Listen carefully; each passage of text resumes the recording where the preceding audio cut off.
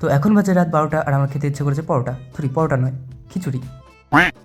আর রাত 12টার সময় কাকুকে এইভাবে রাস্তার মাঝখানে দাঁড়িয়ে থাকতে দেখে আমার তো আত্মারাম খাঁচাছাড়া অবস্থা। আর এরা দুজন তো এদের মধ্যে কে সব থেকে আমার বড় ফ্যান সেটা নিয়ে রীতিমতো মারামারি শুরু করে দিয়েছে।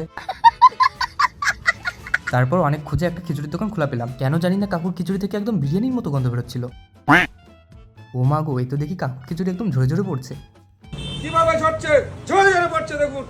তারপর খিচুড়িটা প্যাক করে নিয়ে আসলাম। এরপরে সাইকেলে বাদিয়ে বেশ দোলাতে দোলাতে নিয়ে যাচ্ছিলাম। হুট করে দেখি গাড়িটা আমার পুরো ক্র্যাশ খেয়ে আমাকে বারবার চোখ মারছে।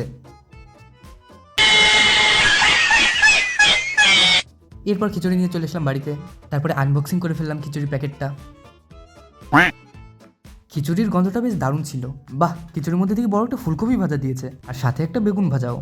বেগুন ভাজাটা একদম আলুর মতো সফট ছিল। তারপরে সব কিছু দিয়ে একটা বাইট নিয়ে নিলাম।